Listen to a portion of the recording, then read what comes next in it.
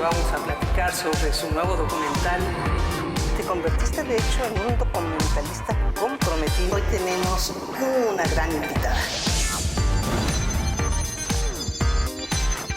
Marta Anaya, la entrevista. En el arranque de este año, el presidente de la República la ha emprendido contra los órganos autónomos.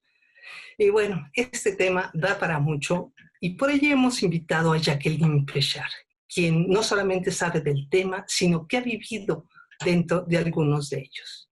Ella fue consejera ciudadana en el Instituto Federal Electoral, el IFE, y fue también comisionada presidenta del Instituto Federal de Acceso a la Información. Jacqueline Pechard, un gran personaje. Bienvenida.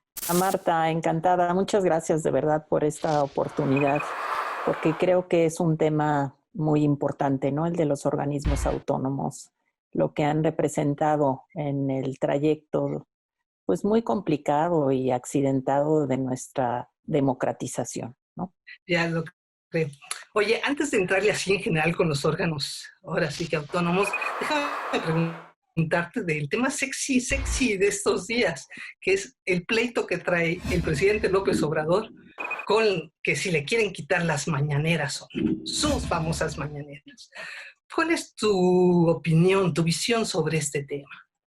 Bueno, yo creo que, mira, en el 2006, en las elecciones, digamos, tan complicadas que vivimos en el 2006 por los resultados tan cerrados que hubo entre los votos del presidente Calderón y los votos del candidato López Obrador, pues lo que se puso sobre la mesa era, pues que era necesario aplanar el terreno de la competencia política, es decir, que no hubiera ningún tipo de presencia desequilibrada, sobre todo del poder público y más concretamente del poder presidencial. Entonces, aunque el IFE había venido haciendo algunas reglamentaciones para limitar la presencia, sobre todo de mensajes del Poder Ejecutivo que pudieran pues, favorecer a su partido, entonces la reforma constitucional del 2007-2008 estableció con claridad que durante las campañas no habría promoción de los distintos gobiernos, ¿no? Durante las campañas federales, pues del gobierno federal, es decir, de la presidencia. Entonces creo que de entrada la Constitución, el artículo 41, pues señala este principio, es un principio de equidad en la contienda política. Que no haya propaganda electoral durante el proceso. Y que no haya mensajes del gobierno, más bien. Exactamente, salvo aquellas que son, pues las que tienen que ver con salud, educación o con algún tipo de situación grave por, pues no sé, por alguna inundación o por un temblor, digamos, solo la información que sea fundamental para los ciudadanos.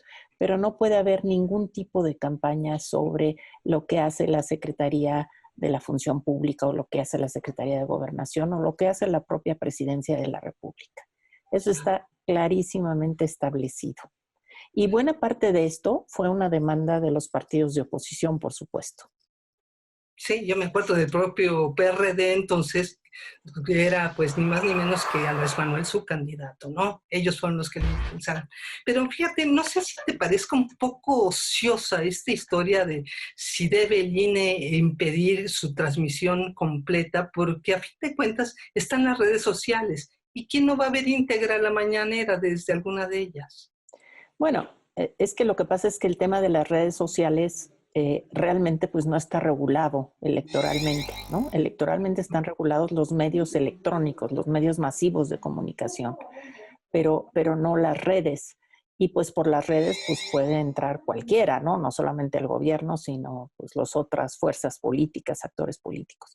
Pero a mí sí me parece que buena parte de lo que sucede en las mañaneras pues tiene que ver con los medios masivos de comunicación, ¿no? Es decir, ahí sí hay un centro muy fuerte y pues eso sí está normado por la Constitución y la ley, ¿no? Y la ley electoral, ¿no? Uh-huh. Entonces, a mí me parece que... ¿Para ti sí es propaganda lo que ocurre en la mañanera?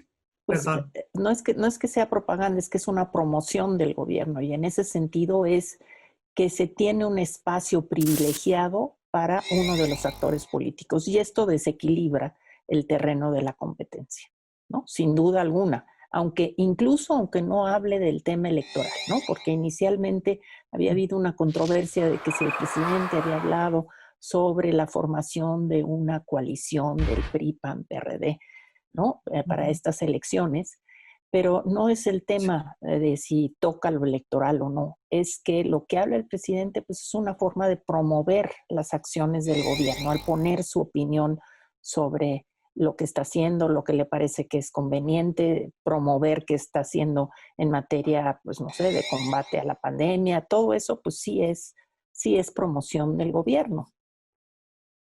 Entonces, pues Ahora, tú esto, a mí me parece que está bien sí, que se le diga, obviamente no lo pueden impedir que tenga esas ruedas de prensa, digamos. Lo que sí es lo que está diciendo el INE es lo que no pueden es tener esta cobertura en los medios electrónicos, ¿no? Cobertura completa. Si un medio retoma algo de la conferencia de prensa y la transmite, la discute, etcétera, pues está bien, pero sí es la apropiación de un espacio específico que sí genera un terreno desequilibrado en la competencia. ahora se ve difícil que vaya a cumplirlo el presidente, ya dice que va a ir con el tribunal y va a judicializar toda esta historia, o sea, no se va a dejar. ¿Y eso cómo lo toma, por ejemplo, alguien desde dentro de uno de estos organismos, si estuvieras tú allá adentro? ¿Qué es una Pues afrenta, un desafío? ¿Qué es? no, pues es un desafío y sobre todo, pues muestra de manera muy clara lo que el presidente entiende por aplicación de la ley, ¿no? Es decir, él lo que ha llegado a decir es, pues que digan los ciudadanos si se aplica o no se aplica la ley. Es decir, es que sí es un poco complicado, sí es muy desafiante de parte del presidente. Ya en 2019 el presidente había aceptado que no se transmitieran las mañaneras pues, en los terrenos donde estaba viendo elecciones ese año. Pero el problema ahora es que son elecciones federales, entonces abarcan a todo el territorio nacional. Entonces, a mí me parece que lo complicado es que sí puede haber un terreno de conflicto, efectivamente, entre el INE y la presidencia en ese sentido. Porque, ¿qué es lo que haría el INE? Pues el INE lo que tiene como facultad es instruirle a los medios de comunicación que cierren la posibilidad de que se transmita. Eso tiene el INE. Y los medios tendrían que acatar eso, ¿no? Híjole, Es ¿y decir, entonces qué pasaría si no se cumple? Haz de cuenta que el canal 14 y el canal 11 sigan transmitiendo completas las mañaneras. ¿Qué pasaría entonces? no, pues no sé, yo creo que tendría que, pues que es muy difícil cuando tú tienes, ¿cómo haces para poder, digamos, sancionar al presidente de la República, ¿no? Porque pues el INE sí puede sancionar a servidores públicos, ¿no? Cuando no Y cumplen con... a los canales de televisión, Y a los canales también, por pero supuesto ahí que les cómo lo puede imponer.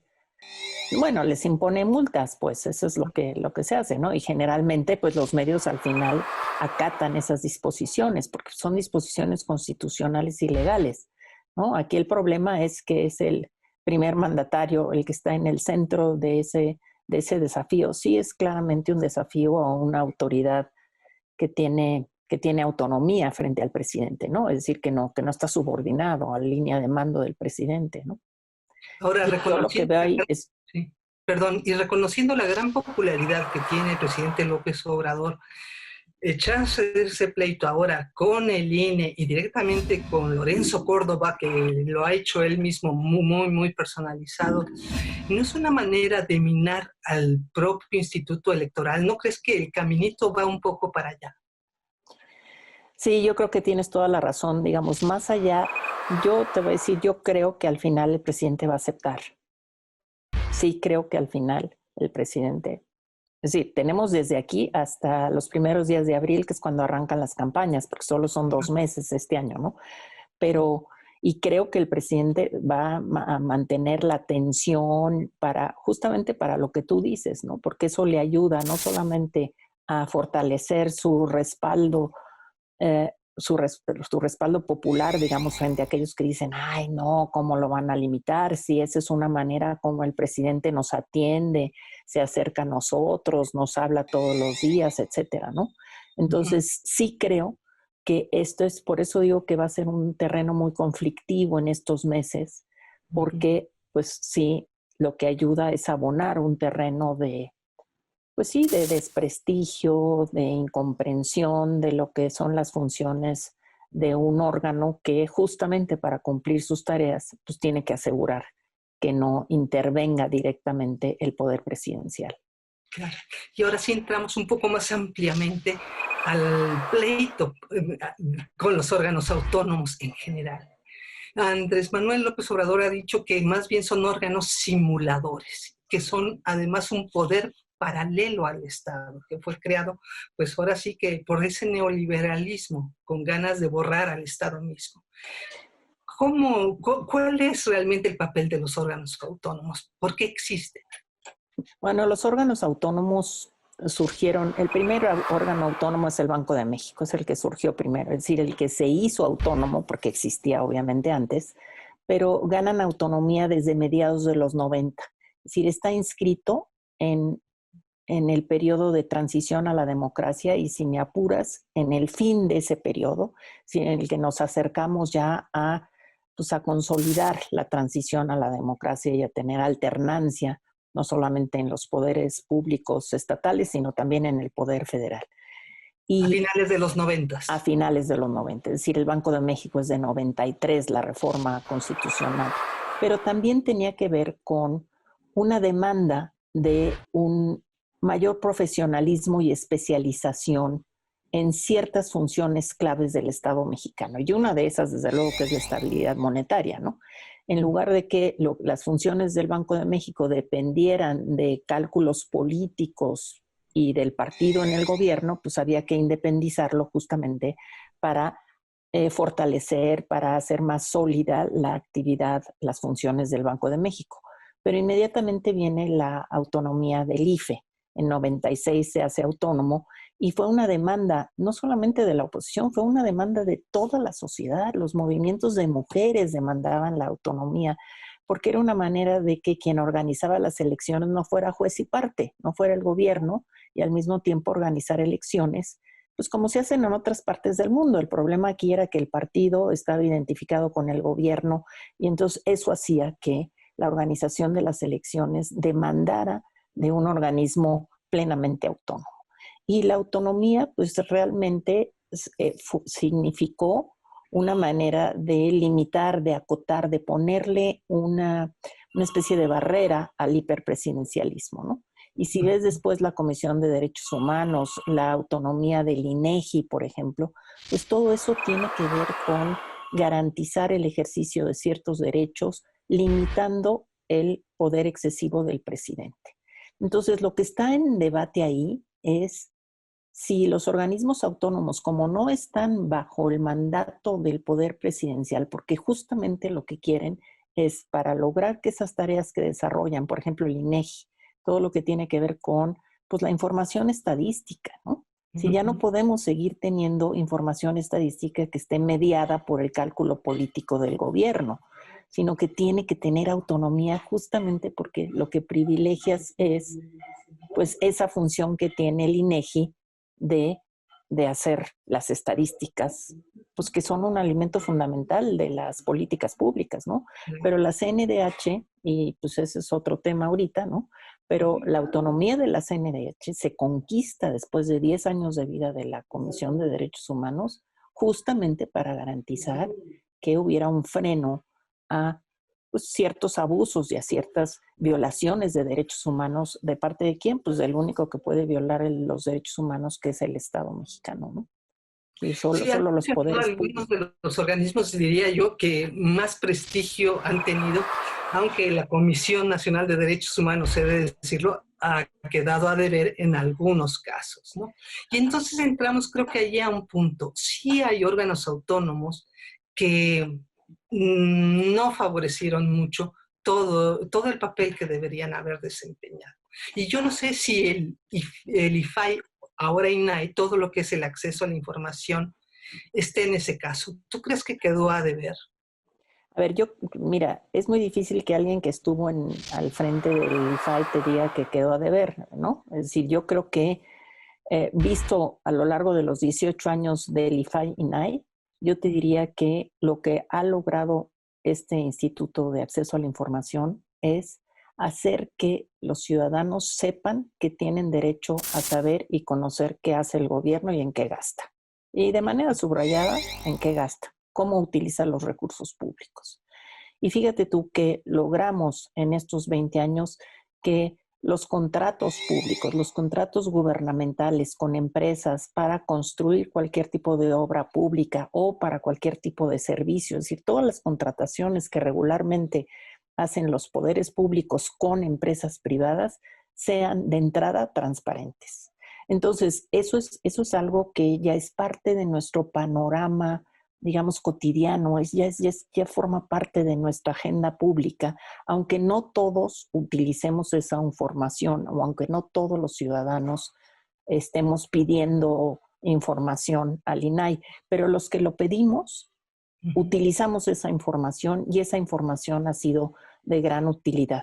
Entonces, yo creo que lo que logramos es implantar esa idea, esa concepción de que la información pública no es de los funcionarios que la elaboran y la resguardan, sino que es de todos nosotros.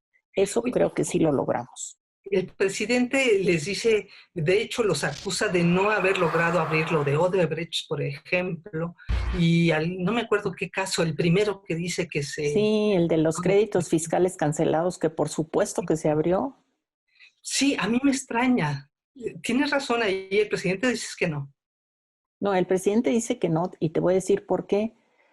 Porque cuando se abrió esa información, aquellos fue desde el 2010, imagínate, desde hace 10 años, cuando el IFAI entonces dijo los créditos fiscales cancelados, eso que se dejó de pagar de impuestos, tiene que ser público, porque aunque existe un secreto fiscal, ¿no?, que ampara pues individualmente a las personas físicas y morales de que no se sepan cuánto obtienen y por lo tanto cuánto pagan de impuestos, pues en este caso era dinero que el erario dejaba de recibir porque perdonaba, cancelaba esos créditos.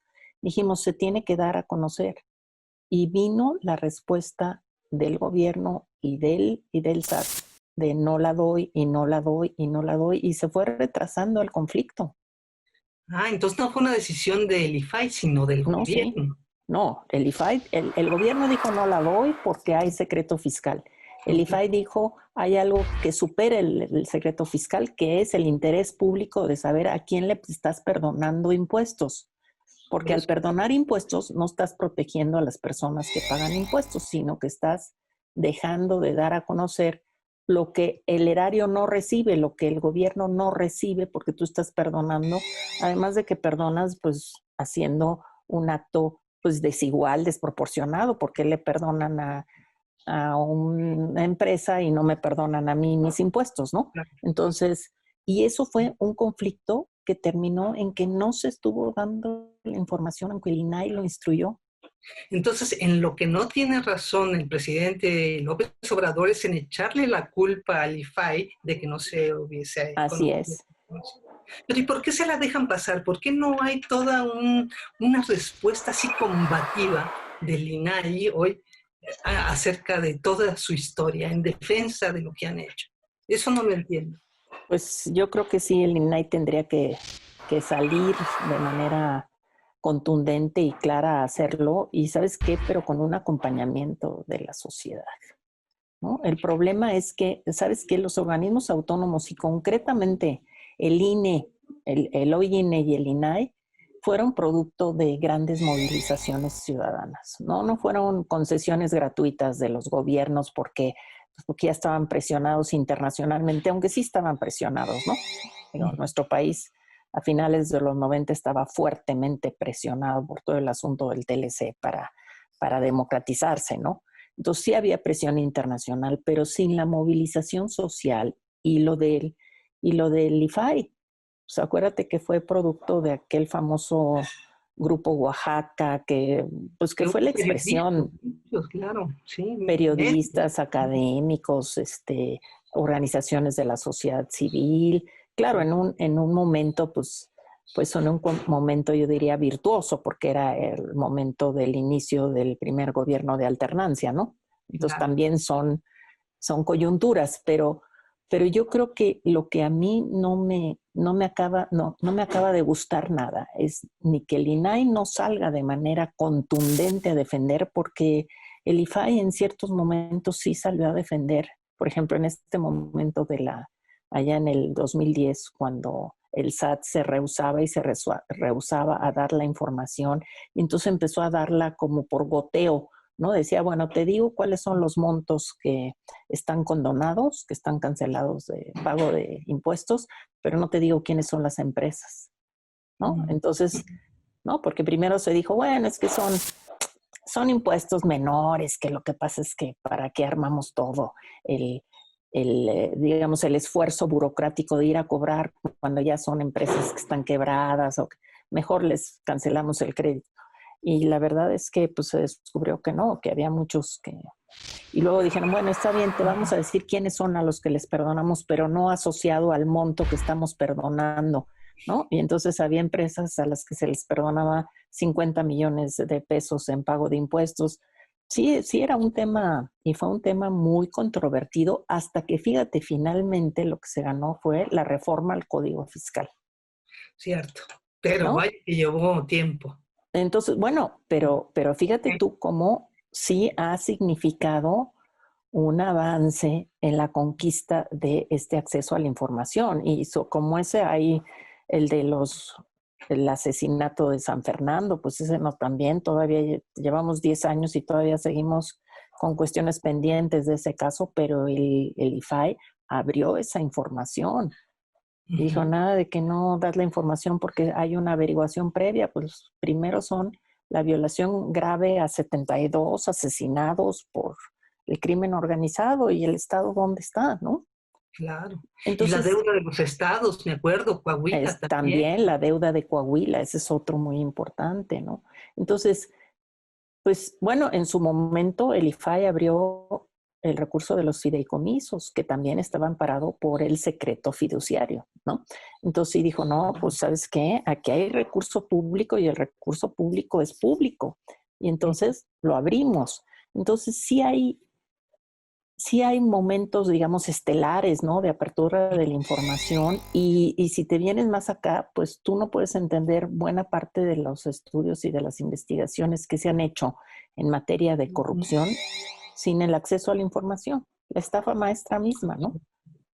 ¿No? Entonces, sin el Absolutamente. periodismo de investigación, sin las organizaciones que trabajan con esa información, la analizan, la contrastan, la todo, pues, pero a partir de que tienen acceso a la información. El problema es que la Secretaría de la Función Pública no puede absorber esas facultades porque estatutaria y jurídicamente no puede. Es un organismo del gobierno. Sí, Como sería un organismo, juez y parte, ¿no? bueno, no solo juez y parte frente al gobierno de entrada, ¿no? Es decir, Sí. y ya sabrías lo que querría decir, pues no te voy a exigir que abra ciertas cosas que para ti son incómodas, pero sobre todo tampoco podría ser alguien que le dijera al Poder Legislativo, pues abres información, o al Poder Judicial, que el INAI sí lo puede hacer, o a los otros organismos autónomos, ¿no? Cierto.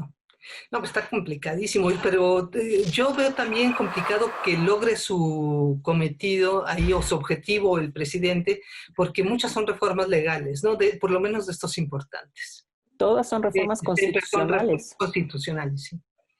Pero ¿sabes qué? De nueva cuenta, yo creo que aquí el problema es el daño que se genera para el prestigio y la autoridad de estos organismos, ¿no? De Es nuevo. decir, por ejemplo, ya algunos líderes sindicales han salido a decir que, pues, que no importa que se desaparezca el IFT, ¿no? Que ha cumplido, pues, funciones muy importantes. Es cierto que siempre nos quedan a deber, ¿no? Pues claro que las instancias nos quedan a deber. El INAI no ha logrado que el acceso a la información sea algo que usemos los ciudadanos de a pie, ¿no? Y no tú y yo que usamos la información pública para nuestros trabajos directamente, ¿no? Así es. Sino para una ama de casa que a lo mejor quiere encontrar cómo, pues, cómo mejorar el uso de sus recursos, cómo garantizar que sus hijos acceden a mejores becas, ¿no? Entonces, todo esto pues, es algo que sí es cierto que nos deben mejores campañas de información para entender qué es esto del acceso, ¿no? Entonces, sí ha habido. ¿qué propondrías? ¿Movilización ciudadana para defender estos organismos? Pues movilización ciudadana y yo creo que una expresión y pronunciamientos muy claros de estos organismos autónomos, ¿no? Es decir, lo que pasa es que yo lo que veo es que el INAI, por ejemplo, pues su actual presidenta, Blanca Lilia Ibarra, ha salido y algunos otros han salido, pero tendrían que salir como un cuerpo, porque pues, buena parte de los organismos autónomos son colegiados, tú lo sabes, ¿no? Sí. Entonces, y es parte de esto, ¿no? Es parte de no tener una autoridad personalizada al frente, sino que sean instancias de deliberación, etcétera, ¿no? Entonces, pues la verdad es que yo creo que tendrían que salir, pero te digo, acompañados de la sociedad civil. El problema es que hoy tenemos una sociedad civil igualmente fragmentada que como está nuestro país, ¿no? La opinión pública en general, ¿no? Claro. Jacqueline Pechard, vienen tiempos difíciles y seguiremos platicando porque esto va a dar para mucho todavía. Ay, Marta, no sabes cómo te agradezco de veras esta oportunidad, encantada de estar contigo. No, hombre, al contrario, gracias a ti. Hasta pronto. Hasta pronto. Y vamos a platicar sobre su nuevo documental. Te convertiste de hecho en un documentalista comprometido. Hoy tenemos una gran invitada. Marta Anaya, la entrevista.